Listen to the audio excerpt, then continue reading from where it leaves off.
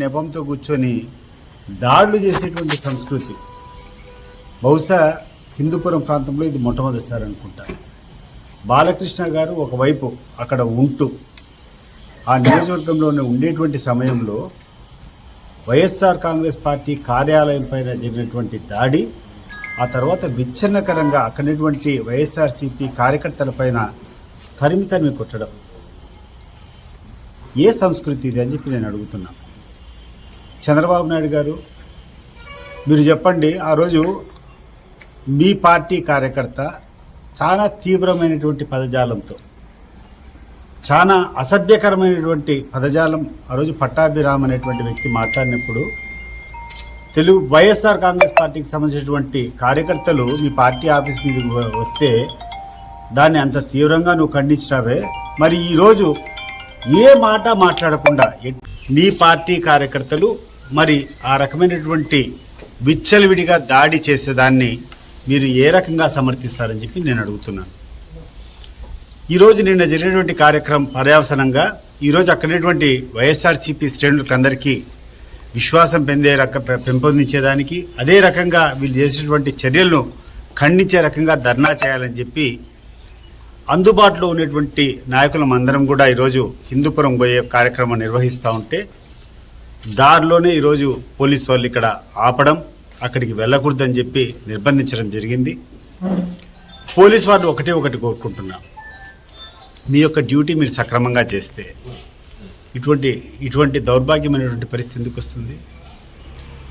ఈరోజు కొన్ని పత్రికల్లో, ఆ తర్వాత ఈరోజు డిఎస్పీ గారు కూడా మాట్లాడుతూ మేము 307 సెక్షన్ పెట్టాము, ఎవరైతే దాడి చేస్తారో వాళ్ళ మీద 307 సెక్షన్ కూడా పెట్టామని చెప్పారు. నేను మనస్ఫూర్తిగా ఆయన అభినందిస్తున్నా 307 సెక్షన్ పెట్టేదానికి. 307 సెక్షన్ పెట్టడం కాదు, వాళ్ళని ఎందుకు ఇంతవరకు అరెస్ట్ చేయలేదు? ఏ పార్టీ వాడైనా కానీ అంత విచ్చలవిడిగా వచ్చి ఒక పార్టీ కార్యాలయం మీద దాడి చేస్తే ఇంతవరకు ఎందుకు అరెస్ట్ చేయలేదని చెప్పేసి మేము అడుగుతున్నాం. రెండవది, ఈరోజు కొన్ని పేపర్లు కథనాలు కానీ లేకుండా ఉంటే పోలీస్ వర్షన్ కూడా వీళ్ళేదో రెచ్చగొట్టేట్టు ప్రసంగాలు చేస్తారు. ఎందుకు మాట్లాడము?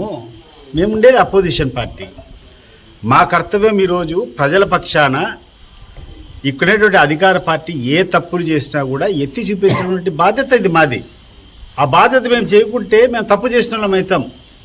మీరు ఎక్కడైతే అవినీతి చేస్తారో, మీరు ఎక్కడైతే అక్రమాలు చేస్తారో, లేకుండా అంటే మీరు ఎక్కడైతే ప్రజాస్వామ్య విధంగా అవలంబించరో ప్రశ్నించేటువంటి హక్కు మాది, ప్రశ్నించాల్సినటువంటి బాధ్యత మాది. That is why we are called opposition. మా పాత్ర మేము చేసేటప్పుడు మీరు కూర్చొని రౌడీల మాది దౌర్జన్యం చేసి మీకొక న్యాయం మాకొక న్యాయమా?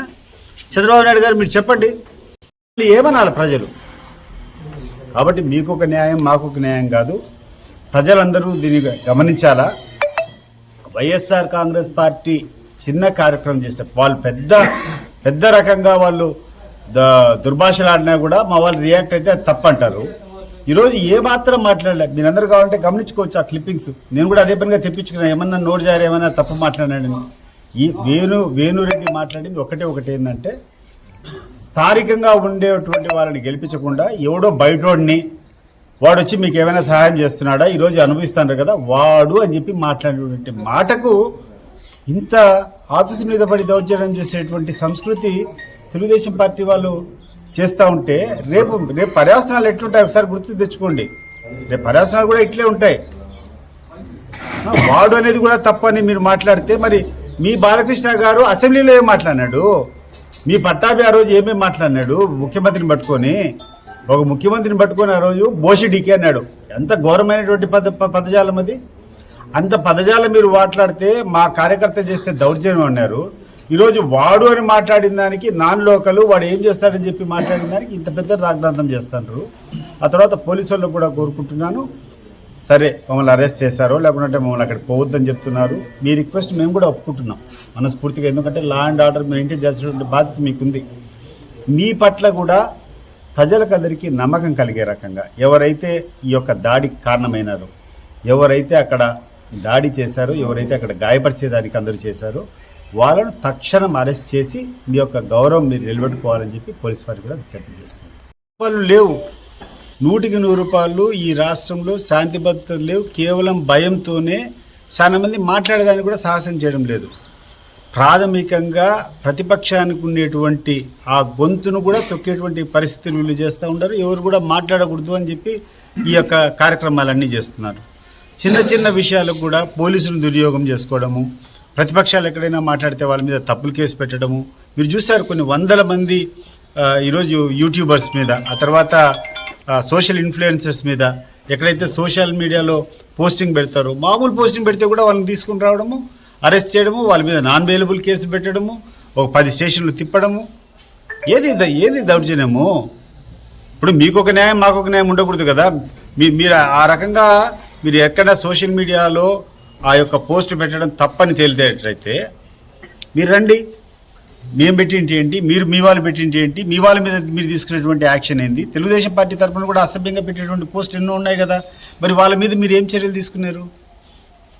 ఈరోజు ఒక వైఎస్ఆర్ కాంగ్రెస్ పార్టీ వాళ్ళు పెట్టారంటే ఎక్కడెక్కడైతే యాక్షన్ ఉంటుందో అక్కడ రియాక్షన్ కూడా ఉంటుంది. మీ వాళ్ళు మాట్లాడేటప్పుడు మా వాళ్ళు మాట్లాడతారు. మీకొక న్యాయం మాకొక న్యాయం మాట్లాడకుండా ఇద్దరికి ఒకటే న్యాయం చేసే రకంగా ఉండాలా అని చెప్పి ఈ సందర్భంగా చెప్తాను.